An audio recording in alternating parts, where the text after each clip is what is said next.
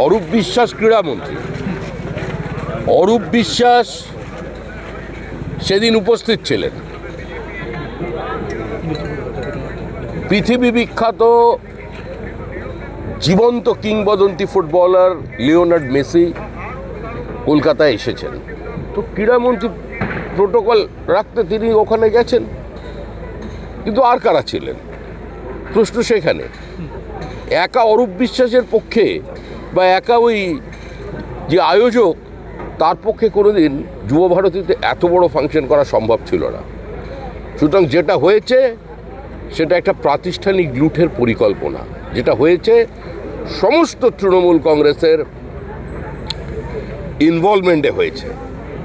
তো অরূপ বিশ্বাস পদত্যাগের ইচ্ছা প্রকাশ করছেন বা পদত্যাগপত্র দিয়ে মানে শাক দিয়ে মাছ ঢাকার চেষ্টা। মাছটা নয় ঢেকে দিতে পারবেন, কিন্তু শাকটাকে ঢাকবেন কি দিয়ে? প্রশ্ন সেখানে।